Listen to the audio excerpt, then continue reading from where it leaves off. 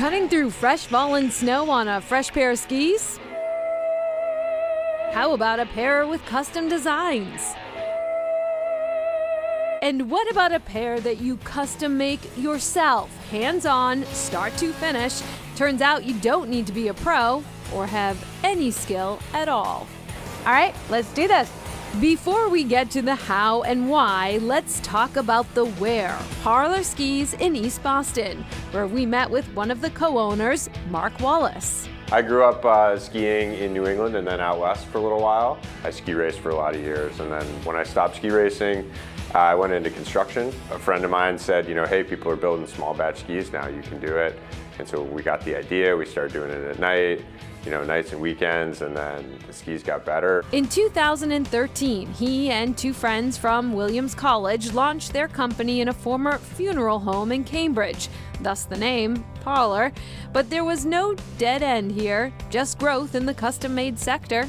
Having a ski that is designed and fit for you as an individual, it really matters, and it matters at like a variety of ability levels. They soon added custom design to custom fit. It's a very cool thing that we get to do to capture like that piece of people's personality, and then also to hear the stories behind it, right? We had someone do an illustration of a snow monster throwing flaming meatballs at one. We get a lot of mountains, trees, rivers, themes. I have that on a lot of my skis.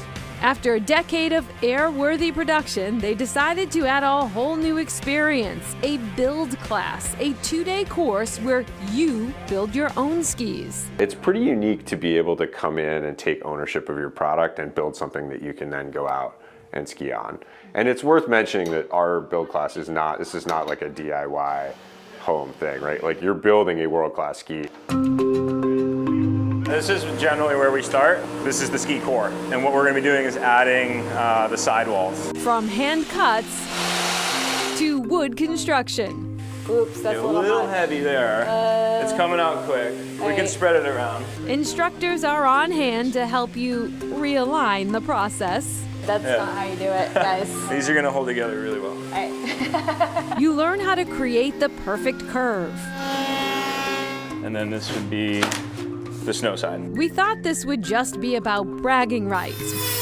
But when you know how something works, it brings out a new appreciation. The strength in the ski comes from the fiberglass getting saturated with the resin and becoming rigid. Just get those nice and shiny. Okay.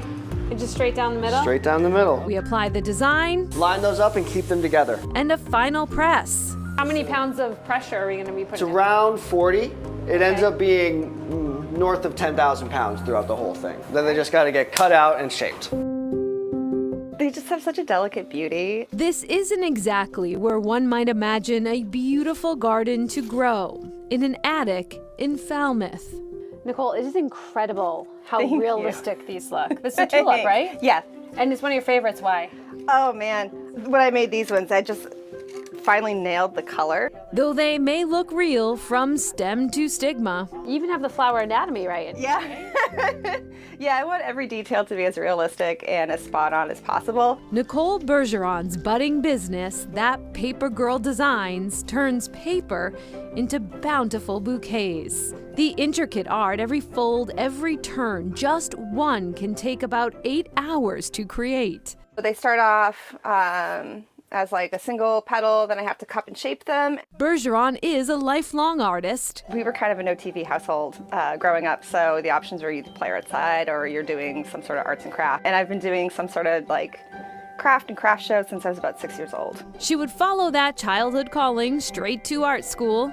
I went to school for oil painting, and then I did sculpture, and then fiber arts and installation art. Ironically, she discovered her love for paper art while pursuing a second degree. One of the final projects I had for an English literature class was do a children's book, and I did it in 3-dimensional paper cut. I had all of this leftover paper scrap and cardstock, and I started making quilled botanicals and flowers. Once that seed was planted, I made like 1 or 2 and just went straight down that rabbit hole, starting with a big flat piece of paper and cutting it and coloring it and then stretching it and molding it. It's really a Zen process. it's the dimension here that grabs your gaze, how the color blends like they do in nature.